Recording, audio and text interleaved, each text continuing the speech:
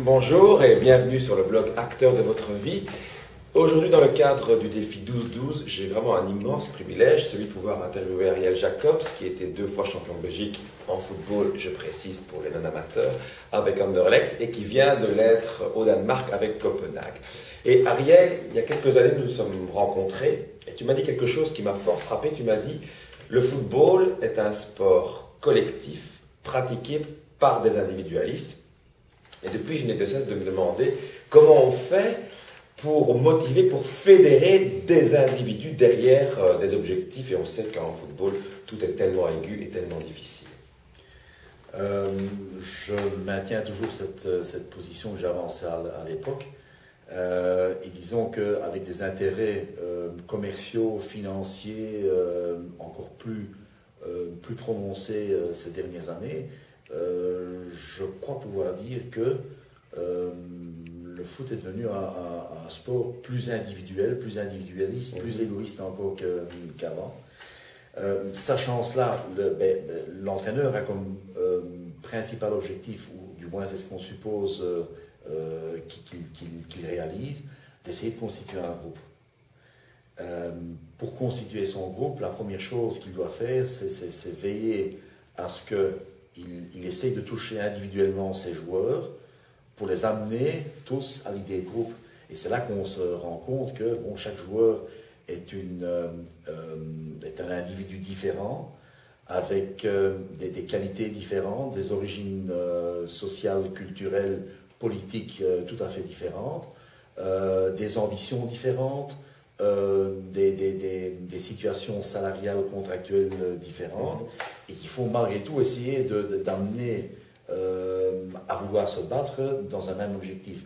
Et tout ce que je viens d'énumérer pour l'instant, tout compte fait, ne parle en rien de l'aspect purement technico-tactique quand vous faites des choix sur la forme d'un joueur, sur l'utilité d'aligner tel joueur plutôt qu'un autre pour des raisons tactiques.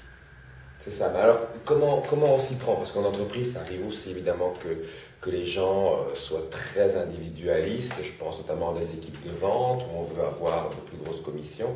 Comment on fait pour les fédérer tous derrière la même bannière? Je crois que les amener tous à travailler ensemble, dans un premier temps, vers un objectif clairement défini. Maintenant, je me méfie d'avancer ce terme-là, un objectif clairement défini, parce que pour tout le monde, c'est devenir champion, jouer une Coupe d'Europe, préserver le maintien ou quoi que ce soit. C'est vrai que c'est très vague, je dirais à la limite c'est trop vague, et en plus de ça, c'est un objectif que tout le monde connaît.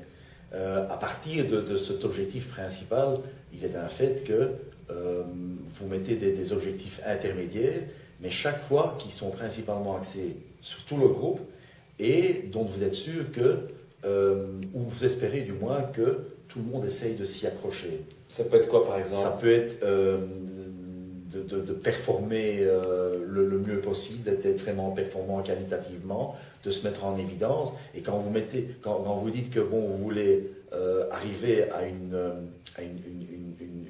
certaine qualité dans votre groupe, ça peut aussi être encaisser peu de buts, essayer de marquer le maximum de buts. C'est vrai que, en principe, une grosse majorité des joueurs peut s'y retrouver. Parce que je crois qu'en tant que coach, en tant que leader du groupe, vous devez essayer de les persuader que si les résultats, tout d'abord si la performance individuelle est bonne, il y a beaucoup de chances que le résultat collectif suive, et si le résultat collectif et la performance collective sont présentes, automatiquement, c'est au bénéfice également de l'individu qui ne peut que s'améliorer. Donc, je dirais que c'est presque un cercle vertueux, a priori. Vertueux, oui. Absolument pas vicieux, mais c'est quelque chose qui tourne en rond. Alors, justement, on parle de ces individus, on sait, et notamment dans le football, qu'il y a beaucoup d'ego à gérer, et en entreprise aussi, au demeurant. Comment on fait quand on a dans un groupe quelques esprits plus caractériels, je vais dire?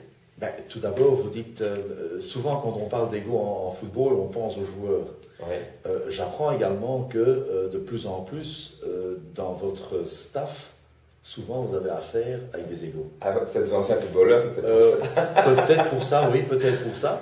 Mais c'est vrai que le milieu du football est un milieu public où tout le monde a son opinion, surtout quand les jours se sont passés. Donc je crois que ce qui est très important, c'est de responsabiliser tout le monde. C'est vrai que en définitive, le seul responsable à l'issue d'un match, à l'issue d'un championnat, c'est l'entraîneur. Mais je crois qu'en essayant de responsabiliser dans votre staff tout le monde, en les mettant à leur place exacte, à leur juste valeur, donne de l'importance à ces personnes-là. Maintenant, un groupe, je dirais que d'un côté, beaucoup redoutent d'avoir des caractériels dans leur groupe. J'ai appris aussi que très souvent, des caractériels, et c'est vrai qu'ils ne sont pas faciles à gérer, que ce soit dans la relation joueur-entraîneur, que ce soit comme entité dans un groupe. Mais c'est vrai que très souvent, un caractériel, pas toujours, mais que très souvent, un caractériel est quelqu'un qui vous complique la tâche dans votre gestion de groupe, mais qui très souvent vous amène aussi un plus purement sportivement sur le terrain à l'avantage d'un groupe. Donc le tout, c'est vis-à-vis de ce joueur et vis-à-vis du groupe, dans sa totalité, d'essayer de trouver un juste équilibre et de faire en sorte de respecter, de faire en sorte que chacun respecte les qualités et les défauts de chacun, et surtout compense les défauts de chacun, ce qui fait un tout. Et comment on explique que souvent le caractériel amène une valeur ajoutée? C'est quelque chose que je trouve difficile à saisir. Quand on dit qu'il est caractériel, il est spécial, il a quelque chose de spécial. C'est souvent quelqu'un qui a un comportement, qui a une attitude, qui a des gestes spéciaux, qui ne se pose peut-être pas beaucoup de questions et qui, au moment venu dans un match, est souvent capable de débloquer un match, peut-être justement parce qu'il ne se pose pas toutes ces questions, qu'il est libéré dans son esprit. Et je crois que c'est dans tous les clubs, dans toutes les nations, qu'on voit des gens qui sont capables d'amener un plus, mais qui sont d'office pas faciles à gérer. Tu m'as dit aussi, avant que l'interview ne commence, qu'on n'allait pas gagner une bataille avec des moutons. Non. Tu peux expliquer ça? Non, c'est vrai que bon, avoir sous ses ordres, je dirais une 25 joueurs qui suivent aveuglément toutes vos consignes, à l'heure actuelle, on ne peut plus l'espérer. Mais je crois que ce ne serait pas une bonne chose non plus, parce que justement, je crois que un des atouts, une des qualités d'un groupe pour être performant, c'est justement une diversité dans le groupe, où l'un amène plus de cela, l'autre amène plus de cela. Si vous avez 25 moutons qui vous suivent aveuglément, peut-être dans la gestion journalière, c'est une chose facile à gérer, mais à terme, au niveau performance, au niveau résultat, ça ne vous avance pas. C'est vrai que la gestion d'un groupe de joueurs actuellement est devenue davantage difficile parce que, comme on a dit tantôt, le football étant devenu plus individualiste, plus égoïste, où le joueur pense à sa propre carrière, à essayer de franchir des pas vers l'avant, soit financièrement, soit sportivement, c'est un élément qui complique la tâche d'un entraîneur. D'accord. Alors donc, si je comprends bien, il pense plus à sa carrière, aux aspects salariaux de sa carrière qu'au club, qu'à l'équipe. Je dirais que certainement au club, peut-être pas à l'équipe, parce que là vous avez un rôle comme entraîneur en lui disant, bon, si c'est vraiment un joueur dont vous vous rendez compte qu'il a des qualités intrinsèques, qui peut en effet jouer dans une compétition plus huppée, de le convaincre de donner le meilleur de soi-même à l'heure actuelle pour ce groupe, pour ce club, ce sera à son avantage pour augmenter sa valeur pour se vendre ailleurs. Alors, parlons de la vente justement et de l'aspect salarial des choses. Actuellement à Copenhague, tu m'as parlé d'un équilibre salarial. Tu peux expliquer cette notion que je trouve très intéressante? Je crois que c'est une notion surtout très importante. Nous savons que, je parle d'expérience en Belgique, qu'il y a souvent d'énormes écarts, que ce soit au niveau des salaires, que ce soit au niveau des bonus, donc des primes de match ou même des bonus pour récompenser un championnat. Ou même des primes de défaite, comme tu me l'as expliqué. Ou à certains moments des primes de défaite dans une compétition européenne où on sait que souvent on doit affronter des équipes plus huppées. Disons que j'ai eu l'expérience en Belgique qu'on peut avoir d'énormes écarts salariaux, ce qui directement n'est pas le job de l'entraîneur, mais qui peut l'influencer. Dans quel sens? Et lui compliquer la tâche, en ce sens que ça se sait, ou bien ça se sait officiellement dans le vestiaire, ou bien la presse a été tellement maligne qu'elle est parvenue à savoir soit le prix de transfert, soit la rémunération salariale. Et c'est vrai que ça peut créer dans un vestiaire un manque d'équilibre, des joueurs qui se disent,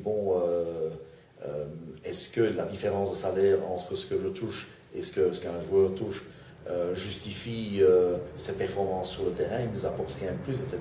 Donc j'ai eu l'expérience que souvent ça peut envenimer